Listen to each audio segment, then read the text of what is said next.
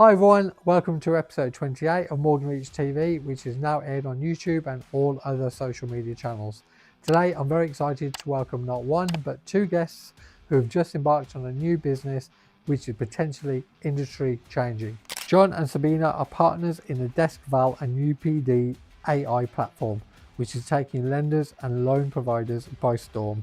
Sabina Thorpe lives in Manchester and started her career in the corporate world and moved into property over 10 years ago. Sabina grew up around property, so decided at first to step away from it for a while and worked for Shell. She became a senior manager responsible for turning around and rectifying £100 million problems. She then set up a business which scaled and was sold to Betfred Group in 2014, and that's when she re-entered property once more.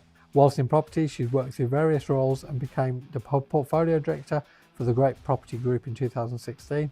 She then moved into her own business where she's a director at Green Brick Property Limited, specialising in all types of property ventures, building up a large portfolio of commercial and residential properties comprising of HMOs and apartments to rent, as well as regenerating properties including hotels, pubs, offices and large houses. Meet John Penquet, the other half of DeskVal. John began his career also in the corporate world, specialising in food retail and working for a number of household brands. He became an industry expert, travelling across Europe regularly and getting immersed in a lot of data to develop and build a number of food tech innovations. He left the corporate world and began to replace his job security and income utilising property. He has built up a very large portfolio and entered the world of property education, where he's mentored hundreds of other property entrepreneurs. John has purchased, scaled, ran and sold off a large chain of estate agents in Wales and then co-founded DeskVal UPD with Sabina after meeting at various property networking events. John and Sabina are the powerhouse duo behind DeskVal UPD, a cutting-edge PropTech tool that's shaking up how residential property is valued across the UK. Today we'll discuss how their backgrounds in data and property led to launching a game-changing AVM, why AI, automation and live data streams make DeskVal faster and more consistent than traditional methods and has allowed them to obtain PI cover, which has been the key for adoption by major UK lenders to date. The importance of collaboration, trust and shared purpose in building something truly innovative. Their mission to make property investment smarter, fairer and more accessible. The problem is real, the solution is here. We are very lucky to have John and Sabina here today to tell us all about it and to hear how they're trying to revolutionise property purchases and sales for all property across the UK for the better. Definitely an episode you can't miss. So let's get John and Sabina in and let's get started.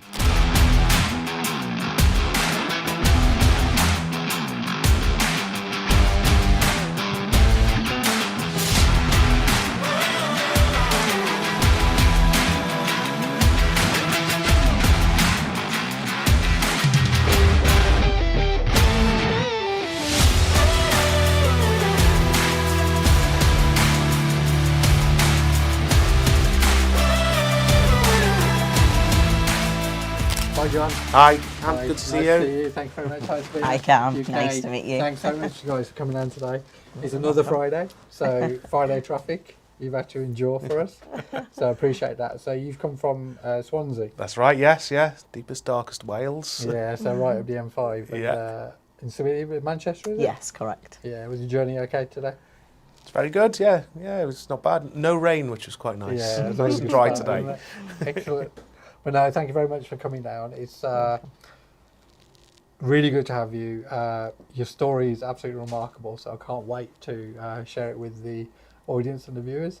So if I just start off, pretty much roll back to give the kind of listeners a bit of a background to how you've kind of got to where you are. So where were you born? How did it all kind of start? I know you worked from Swansea originally. No, that's right. I grew up in a council estate in Liverpool and escaped to Wales. Sorry for anyone from Liverpool, wonderful part of the world.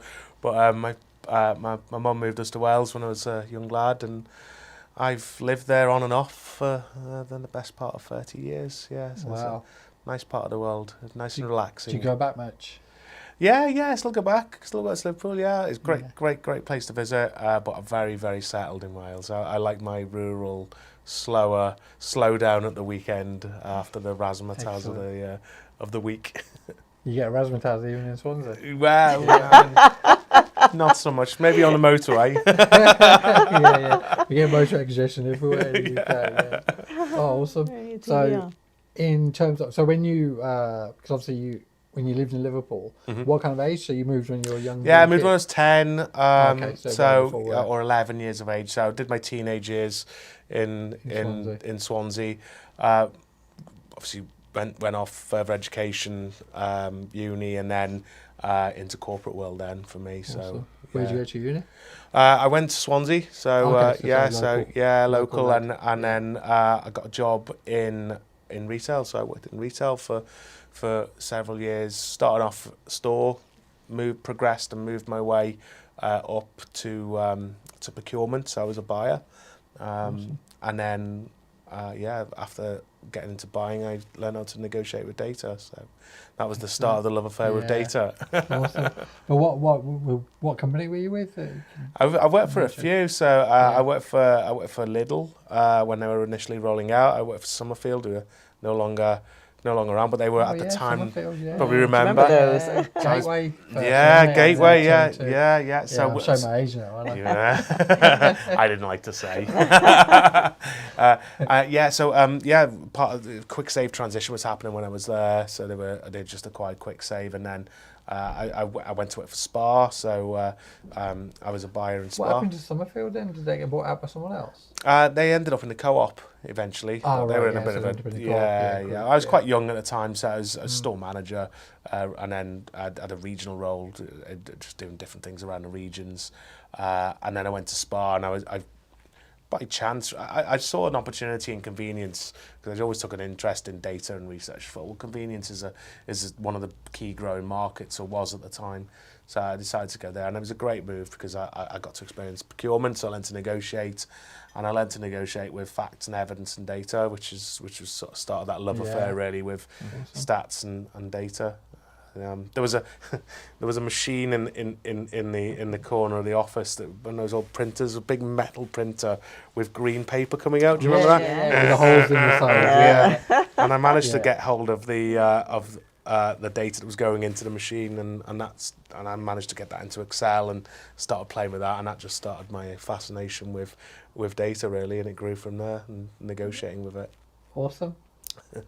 And then when did you? So how about yourself, Sabina? Where did you start off in Manchester? Yes, Where you're from? Yeah. Born and bred. Yeah. Manchester. Awesome. Yes, stayed there throughout, and then moved to Newcastle under Lyme for about 17 years for business, and then for the last 3 years, I've just come back to Manchester. Awesome. That's do you know what, that makes sense now, because when I've obviously met you probably 5-6 years ago. That's right. Yeah. And I've got you. I actually had you in my phone. Sabina, Stoke. Yes, that's right. So obviously, when you said Manchester, I was always a bit like, what do I do with Stoke? Yeah. Like in brackets. So yeah, that makes sense now. So you just moved back 3 years ago. Correct. Yeah. Awesome. Love it. Absolutely love being back. What was your background then? So how did you kind of start your career? Come from the corporate world, worked for Shell Global. Wow. When I started, they were streamlining the business in the UK. Yeah. So I actually joined right at the right time, really, to be fair. And me being me, I love to see something from A to Z, and then I can tweak things, and I can say, right, okay, do that to make it quicker. Turn this to make it go faster, and I just started speaking to all the IBM consultants, and I was like, how does that work, and why do you do this rather than that? And then I started to learn, and I was like, look, have you thought about doing this, and have you thought about doing that? So I then quickly became one of their testers. And then I was speaking to the director, and I was like, look, there is so much more you could do, and so on. And then I got head hunted to go and sort out a 100 million litre issue in the Nordics, Norway, Denmark, Sweden. So I had to recruit. I recruited about 100 local people train them, set up systems, set up the processes, which they all still use, I believe, to this day. Yes, Wow. and resolved that issue. And then they said, right, Sabina, you've done such a great job there. Could you please do the same in Turkey, Italy? But at that time, Cam, it started to get a little bit tiring as well, like living out of a suitcase. I mean, but the lifestyle was great. I mean, I got chauffeur driven everywhere, business class flights, staying in 5-star hotels, fine dining, like you name it, Shell would just pay for all that, and it was great. Yeah. It was great, you know. But then there come a point where I was traveling on the Monday, but I was coming back on late Friday or Saturday. I wasn't seeing my family at all, and I was like, right, do you know what? Really, enough's enough. Stop at the peak. I took a great package, and I thought, right, what am I going to do now? And I have a stammer, and something that I was really scared about was speaking to people on the phone. So I was like, right, okay, how am I going to conquer this fear? So I set up a call centre. Oh, wow.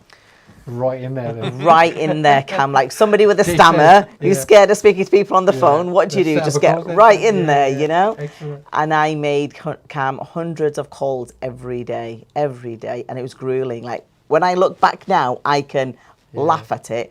But back then, like sometimes it would take me like 10 seconds to even say hello. And somebody would like put the phone down on me thinking that there was nobody there. Yeah. And then sometimes I would stammer over every word, and they would think something was wrong with the telephone line, hang up on me. And I was like, it's not the telephone line, it's me, I'm thinking.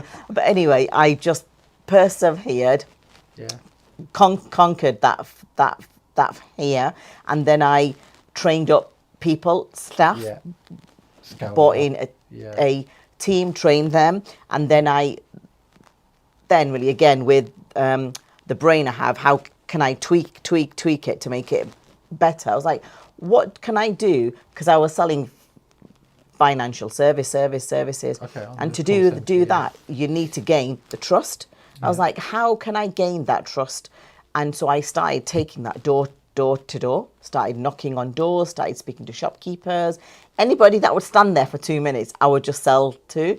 And 100% conversion rate, signed up every single person, set up a great, solid client base, bought 2 other businesses, and then I sold the whole finance business then to Betfred. Wow. Then I started in property. Awesome. From there, when met John. When did you do that sale? When did that occur? About 2014. Okay, excellent. Yeah. So then, and that was, were you living in Manchester at the time then? No, was that when you were in Stoke? Newcastle, Yeah, Newcastle upon Tyne. So, okay, so you sold that all to Betfred? Correct, yes. And that was, so it was all financial products? Or yes, correct, What was that, a brokerage or? Helping people in debt. Oh, so like, debt help and debt. Yes, debt management. Or, debt management. Wow, okay, and Betfred bought that? Yes. Awesome.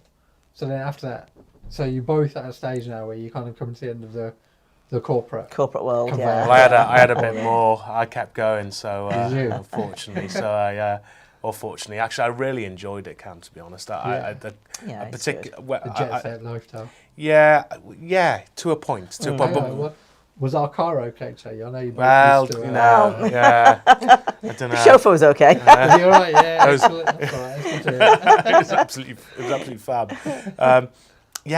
Similar to Sabina, I eventually went and worked for a multinational. I ended up heading up their insights and market intelligence for the whole of Europe. Wow. For the food industry.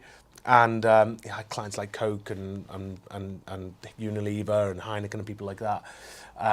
And so there was a lot of travel involved. And although I think you probably could relate to this, Sabina, it's great for a while, but then when you've got family and when you're married and when you want to go home and you spend some time with friends and family, and it just didn't lend itself to that type of lifestyle. And Diary's always full. You always got appointments. Children, you know, dad's on the phone rather than dad's at the dinner table. So it was difficult towards the end, and I found property. So property was one of the things that I saw initially as a means to insure against anything that might happen, losing job, economic turmoil, those sorts of things.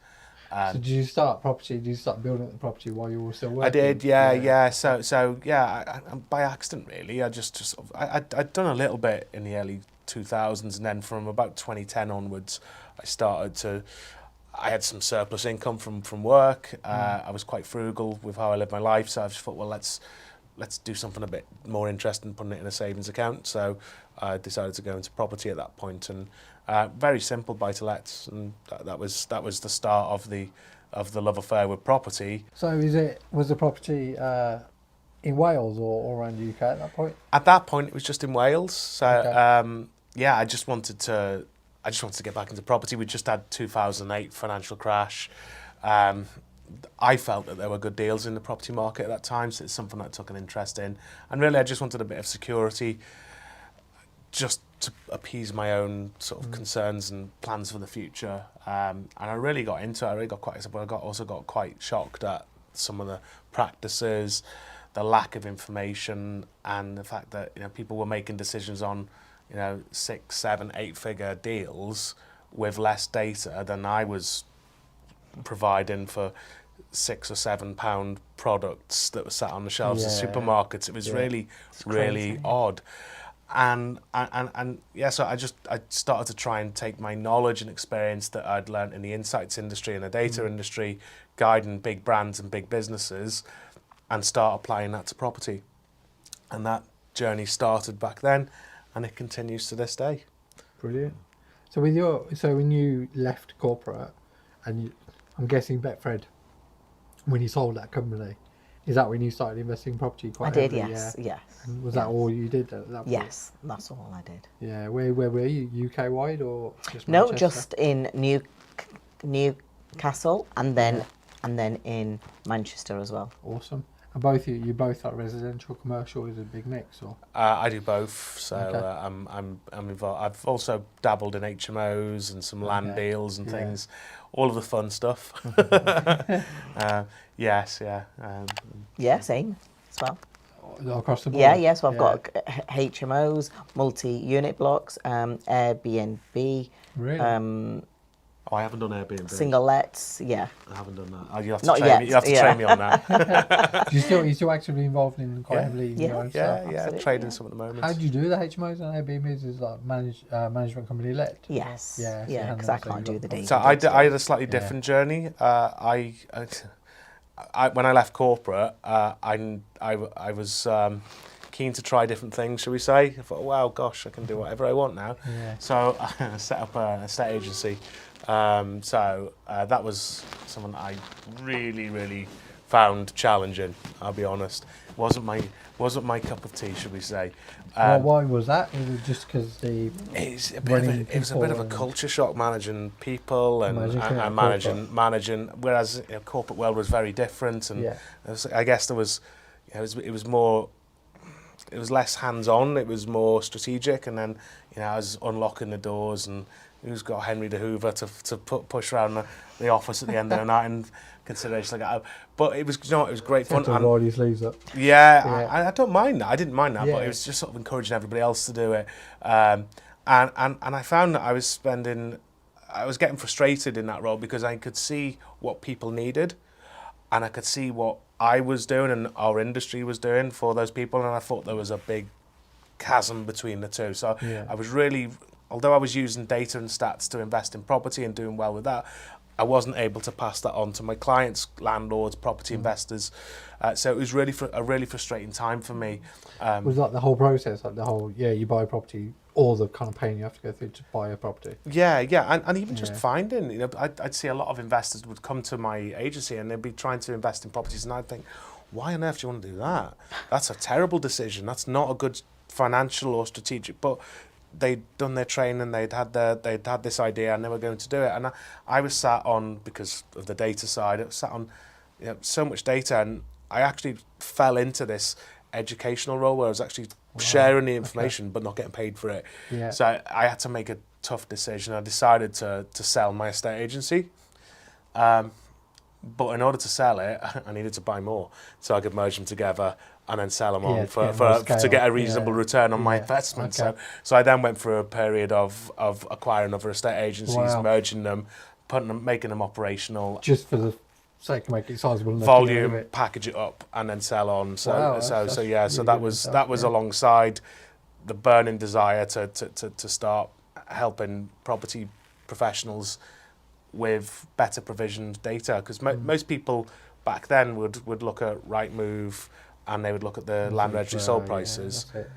And what's really bizarre is today, for a lot of people, it's still the same. Yeah, and I wanted to try and break that chain and show people a better way. Because it's so, being involved in property a lot myself as well, I completely understand where you're coming from.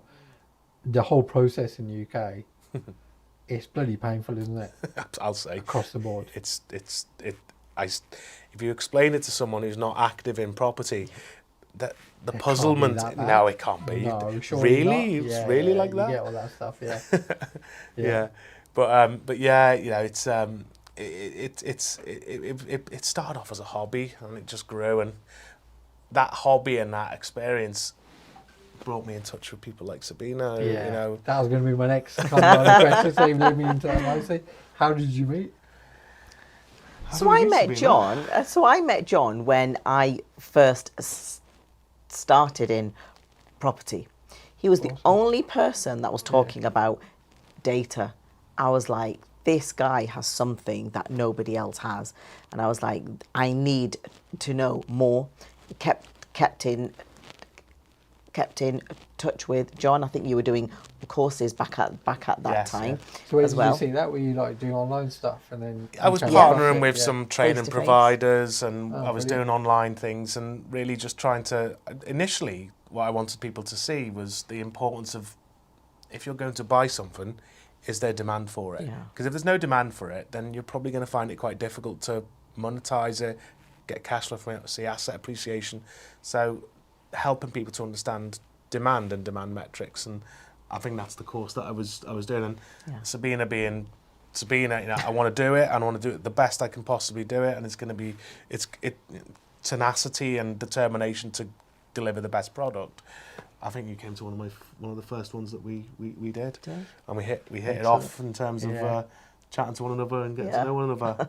We're opposite, but we learn so much off each other. It's amazing. I love it. Well, you say that, but you know, you can see similarities. You both gone through kind of a corporate journey. You both got this level of professionalism, which kind of comes from that. So then, going into property, you've probably got similar outlooks, really. Yeah. I mean, there was a little gap, wasn't there? We met, and then we met again, didn't we? Yeah, so we lost touch. I still kind of saw John on the circuit, and I was like, you know, he's still there, he's still talking about data, it's great. But the thing, and then I met John again. I went to a black tie event. So, I really don't want to go. You know, where there's that point where you're like, you've just done so many, and that week I was absolutely shattered. I was exhausted. I was working very like, do I really want to go? But something said you need to go. I was like, all right, okay, do you know what? And plus, I actually don't like to let people down as well. So if I say I'm going to do something, I'm going to do it. So I was like, exactly, yes. I was like, yes, Cam, I'll be there. And went, reconnected with John again, stood there, like, who above all people you actually stand next to, John. And I was like, oh, John, you know, how are you? And we got talking about where we are, what we're doing. And John told me about this amazing product he's built. But he's like, the only thing is, though, I can't get through to the banks, the lenders. I can't get through the door. I was like, John, that's my super power. I love doing that. You tell me. Outreach. I love it, Cam. Like, you tell me who is it you want to speak to. I will actually bring them to your table. He's like, no, you're not going to. Really? I was like, yeah, John, do you know what? Right, let's actually see what we can do together.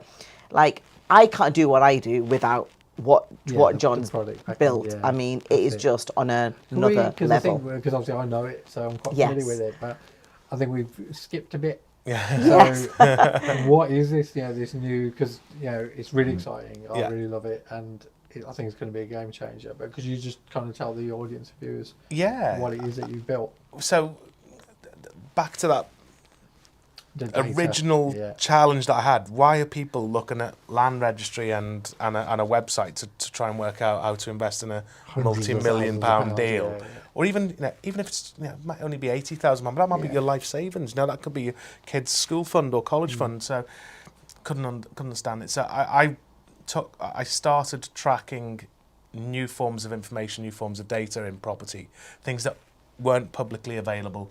And I started collecting it initially for myself, then for people that I worked closely with, landlords, for example, through the agency, and other people that I met on my journey. And we started investing using some of the research that I'd done. And we did really well. We did really, really well. We'd bought, people always say, buy the curve, buy that growth curve, buy at the start of a growth curve. Well, that's what we learned to do. You calculate it. Yeah, we have a complex set of data with an awful lot of statistical analyses on top to give us an indication of where is potentially a good or a bad area, an up-and-coming area. So rather than having to look for cranes in the sky or new infrastructure, we just found locations through data, not actually physically going there. And that worked. So then the excitement then was, well, let's turn this into a product. There's a limit to how many people I can teach. And also, there's a limit to my teaching ability. It's not that big. I'm not the world's best educator. So we started to work to create a product. So that product was created and launched and made available to property investors. And at the same time, because we had that demand and we had that ability to forecast what's going to happen next, we were also able to value into the future as well. So one of the big changes for us, and one of the big things that Sabina's been pushing incredibly well, is getting the industry to understand that there is a way for us to value properties that doesn't have the requirement to send someone out to have someone get a clipboard and do some calculations, or just do a really basic sort of comparison. What we can do is we can take thousands and thousands of data points that we've collected and build from the ground up a valuation model that works. Now, most people don't believe that that's possible in the property industry. I'm sure you've encountered some of that over the... No, we need the person with the clipboard to go in and tell us how much it's worth. The way it's done. And then eventually, when you invest in property, you get to know and you think, well, hang on, there's somebody coming in valuing this property that doesn't know what I'm doing, probably doesn't know as much as me. Dare I say it, or you or you? Because you've done it, or you're the expert. Researching it for like last year, or so you send a less qualified expert to score the expert's homework. It just doesn't make sense. Yeah. So that's what DeskVal is that we create. So we have Ultimate Property Dashboard, a UPD product in there is for property investors to use to find properties and to assess them across the piece. And then we got DeskVal, which values properties and values and provides future forecasts for values of properties. And over the past 12 months, Sabina, you must have opened nearly 100 doors. Most of those doors have welcomed us in, and we're now heavily involved with banks, with bridging companies, with financial companies, and also on the investment side as well with investors. So we've got everything from someone who's just done a course and is buying their first property to maybe flip or to rent out, right the way through to sort of large institutions that are buying up streets and blocks and towns and all sorts of exciting things like that. So that's how it came about. No, and I think it's remarkable because obviously I've got property experience. It was just some of the stories that you're saying. I did a care home, conversion of a residential home got a few uses for it, changed it to a care home. And then I remember the guy, I won't mention the bank's name, but the guy came out, I paid 3,600 quid for the valuation because it's commercial. Yeah. Paid up front. Yeah. The guy comes out, walks around the property for an hour, came and got his ladders out the car, because he's going to stick it in the attic, whatever difference that's going to make. None. Then, a hole in the roof or anything, but it hasn't got a hole in the roof. And then he came and got his measuring tape and he got his laser thing. So he's kept coming back in and out of his car. 1 hour later, comes out and goes, yeah, it's great. How much were you looking for? I said, I'll just call it $1 million. Yeah. And he said, because that would work. And he said, yeah, I can put that down, that's fine. And he came out at 998.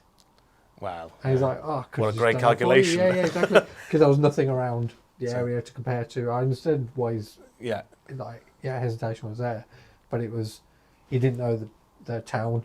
Yeah. I know the town intimately. I know everything about it. So he didn't.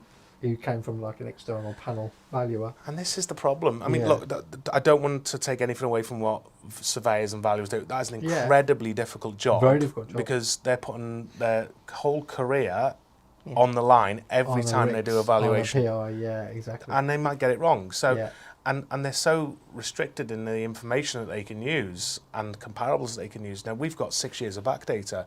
I've got every single property. I've got metrics and measures and attributes that just aren't publicly available.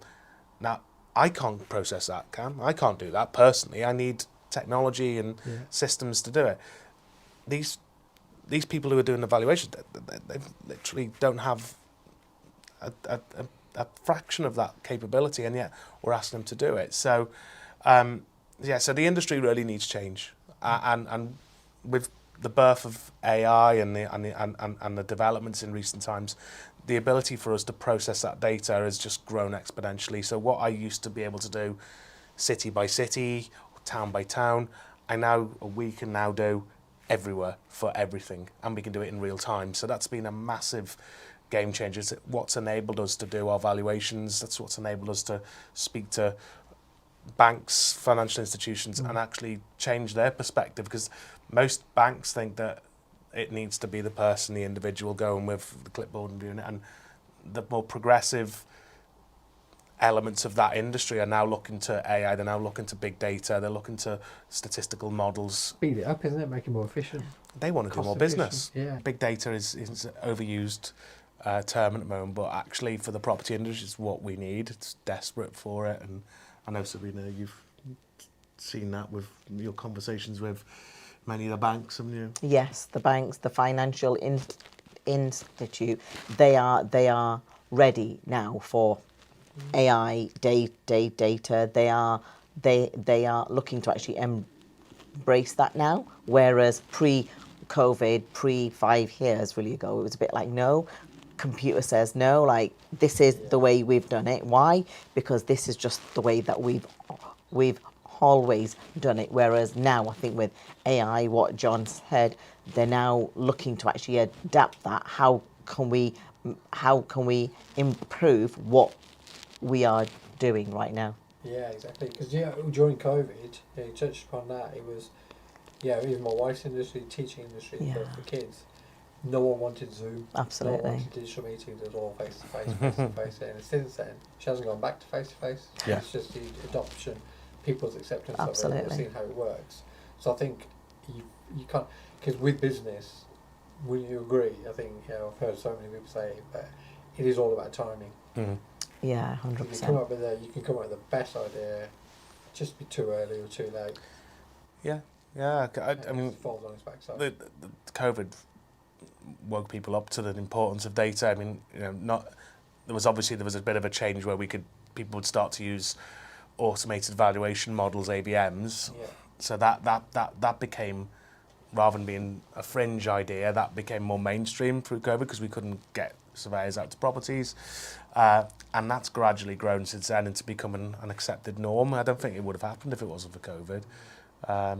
But there's the AI and the data side of things now. There's that expectation in the market for something to come and disrupt, and I think that's certainly what we've been hearing. Absolutely. When you talk about AVM, it's quite an interesting point. But for something that, if you were to do an AVM, so automated valuation, would you find that the lender would be a little bit more, how can I put it, like go on the safe side, so you as a borrower could get penalised with an AVM, or the bank could be at more risk with an AVM?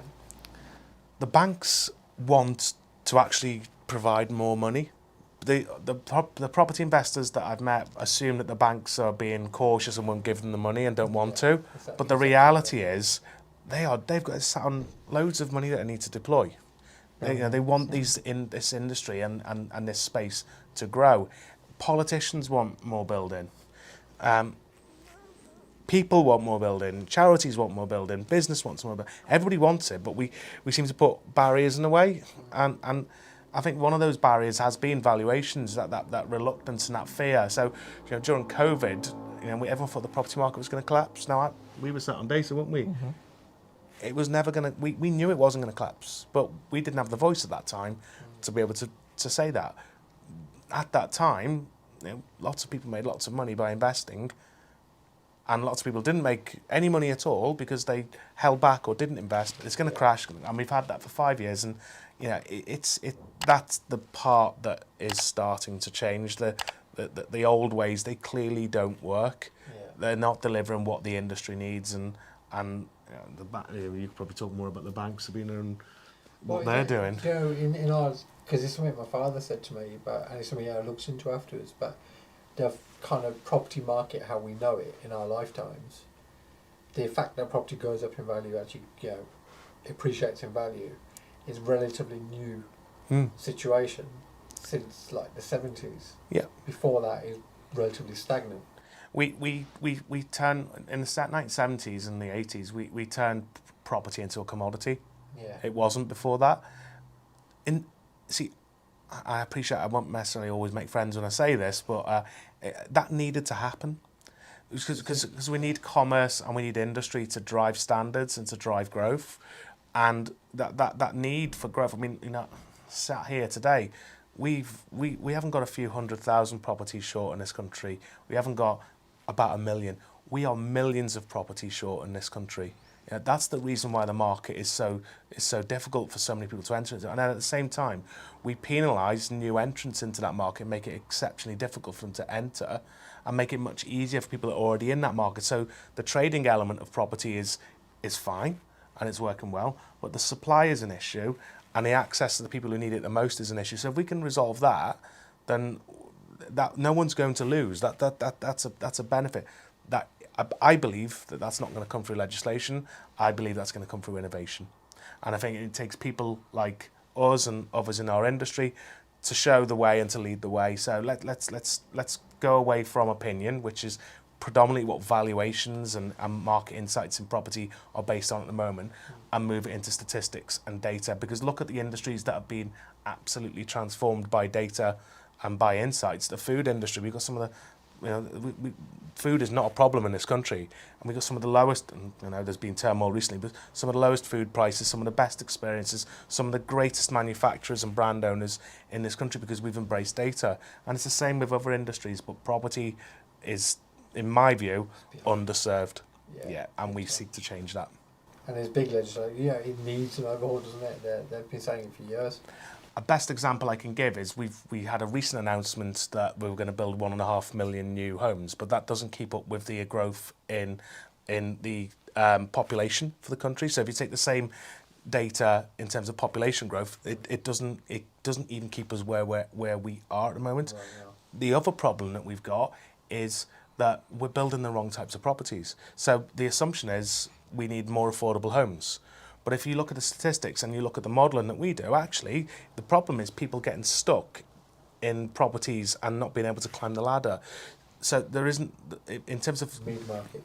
The mid-market's it. Yeah. 3-bedroom properties, 2-bedroom starter homes, not 1-bedroom apartments are great and they're fantastic, and for certain people and certain demographics, they are all we need. And in certain parts of the UK, that's all we need. But there are many parts of the UK where there's a completely different market. I've always found they're like a temp stepping stone property. They're annoying because they turn over a lot. And it's ideology versus insight. So the ideology is people need cheap, affordable homes. Well, yeah, but people also need not so cheap but still affordable homes that suit their needs. And nobody's ever done a needs analysis. So my home, my city where I'm based in Wales, we've seen lots and lots of developments, and a lot of them are empty. A lot of them are struggling to sell. A lot of them have had to fall in value, or have seen a drop in value. And yet, if a different type of property was built, then they would surge in value. There'd be huge demand for them. It would be better for the local economy as well, because people can't get to the city, they can't live in the city. So all those nuances are true everywhere in the UK, and probably across many parts of the world. And the great thing about big data and AI is it gives us the tools now, not just to guess our way to a solution or fail our way to a solution. It actually gives us the insight to do it. And I think that's the really exciting thing for our business and what we're doing. So the start for us is value and understanding the values of properties and speeding up that process. So rather than it being a 4 or 5 month process to buy a property, it could potentially be a 4 or 5 day process. That's where we want to get to as an industry, and I'm pretty sure we will get there. From a valuation perspective, that can be weeks and it can be full of human error. We get to seconds and we eliminate the human error. And I think that's the big excitement for us all in the UK, in the UK property industry, is that the whole industry is crying out for it. You know, from the person who can't get a home, who can't get their first set of keys for their start home, right the way through to the person who's just landed a new job, the tech job somewhere else in the country, and they cannot get the property that they require. The statistics, the data, the insights, the products that we've got on UPD, the products we've got on DeskVal solve that problem. And the really exciting thing for us is the number of conversations we're now having with lenders who are moving into that space, and financial institutions that are saying, yeah, there's a better way here. So on your platform, there's 2 areas, isn't there? So you've got the one area which is more commercial, so it's for the banks and all Yes. those guys. So that's called DeskVal. Yes, yeah. .ai. Yeah, DeskVal.ai, AVM product, and we provide instant valuations For financial institutions. We can do that for investors and As individuals well, as yeah. well. Yeah, it's a new thing. Our big focus is and continues to be aligning what we do with the financial industry, giving them the confidence that it satisfies Basel III legislation and ISO 9001, all those. Because the Basel III thing is quite a big thing, isn't it? It's a big change because not everyone would know. So could you explain that? What's coming, or has it come already? Yeah. Go for it. Yeah. So Basel III requires all of the larger lenders with regulated mortgages to value their stock, so to revalue those properties on a quarterly basis. Wow. To ensure that we don't have another 2008 collapse. Yeah. So they're not over leveraged. There's enough reserve. There's no bad debt. Flags will go up in case they do. But if we step back from that requirement, how does a bank do that? Yeah, physically do it without spending. There aren't enough valuers in the country to do it. So that's a big question that hopefully we can answer with our processes and our data. And we've been through, it's not a quick journey, this one. We've been through a significant amount of testing. So initially we tested our product with property investors and property professionals, 2 years, taking all of the data, benchmarking, and then we've been on the journey for the last 12 months, collaborating and partnering and getting that benchmarking done. And one of the results of that, we're the only valuation company, the only automated valuation company that has PI cover, and that's opened a lot of doors to a number of banks. Some again aren't aware of or aren't sure if that's even possible, and we're doing our best to prove that it is and show them that. We're a data business. We can value every asset class: residential, HMOs, multi-unit blocks, new build, semi-commercial, you name it. We can value that, and then we've got the PI backed as well. Yes. Yeah. And is it right, because obviously you've been kind enough to give myself a tour and I've been through the system on the demos, but the thing I liked was you can add in all the attributes and stuff. Yes, that's right. Yeah, so we can give you the value today, what it stands, and then we can also give you the GDV really as well. So for example, afterwards as well. Yeah. So for example, if you say, right, okay, I am looking to convert this into a 10-bed HMO, you can type in 10 bed. I'm going to do this many en suites, this many this many reception rooms, the garden, the parking, cycle storage, loft space, Japanese knotweed, tenant in situ. Like, this is how granular level data we have. Yes. For every property that we do a valuation on, it can be valued 13,700 different values depending on what you select. Wow. And crazy, isn't even it? things like, you know, does the apartment have a balcony or not?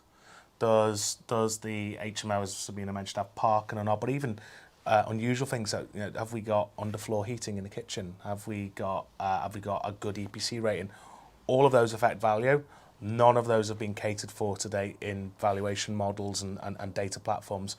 We do. So whilst I'm sure many people will have experienced an automated valuation in the past, what we have to, it's very difficult for us to get across is it's not the same, because everything that we do is based upon the granularity and the attributes. So you may have two identical properties next to one another. One's got a garage, a 3-bedroom semi on one side, and the other one on the other side has got a garage. What's the difference in value? Well, that'll be completely different in, I don't know, Stoke-on-Trent compared to Mayfair in London compared to Swansea in Wales. So we know that, we track that every single day, and we've measured it. So we can give that value specific to area, specific to location. And that means that even on the same street, you can have two totally different valuations just for basic changes in the property makeup. And that's, I think that's possibly the bit that we have a journey to go on and a challenge to educate the industry and understand that that's now possible. It's not what we would like to have, it's what we do, and that'll continue to grow. Fantastic. And there is the other element of it, isn't it? So people like myself, like interested in property developments and stuff. You mentioned about the adding on attributes for the GDV change. How can someone utilise your system? You mentioned UPD, so it's another website. Yeah, so if upd.ai, you can register to access our platform. That gives insights into heat maps for areas, areas of high demand, areas of low demand as well. It gives you indications of where property values are increasing or decreasing in real time. It gives you the gap between what properties are asked for, asking prices are being demanded, and what properties are selling for. Yeah. And even an AI plugin, it's probably the least used part of the product, but probably one of the best ones. It'll read every advert and give you a short list of potential properties. So you might be looking for properties that need a refurbishment, that have been on the market for more than 60 days, and I don't know, maybe there's planning gain.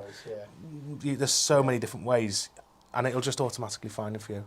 So it's almost like an agent, it is an AI agent for you. Yeah, so I used to be on the sofa looking for properties every evening, and now I get up in the morning and I make the kids breakfast, and I just look at my phone and there are 5 properties. Out of that, tens of thousands of properties, there are 5 that I need to look at, and that's my day. Like, you can set an alert for it?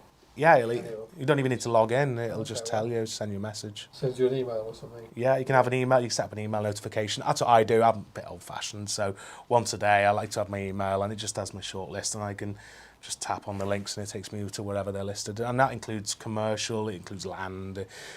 If you're looking for a buy-to-let, if you're looking for an HMO, and it can overcome all of the challenges like, is it Article 4, is it not, and all of the things. Wow. It just does all of that for us. Motivated sellers as well. Yeah, properties that sales have fallen through, everything really. But on that's one part of the equation. The other part is that area performing well, and the critical bit. The critical bit for us is, and this is what we've just started rolling out, is what's it worth? What's the value? So we've linked the valuation to that search. So our vision for the next 12 months is to actually provide that one version of the truth. So if you think it's worth, let's pick a number, £200,000, you haven't got that £3,000 or £1,000 valuation risk that it may not come in. You actually know exactly what it's worth using DeskVal, which is plugged into UPD.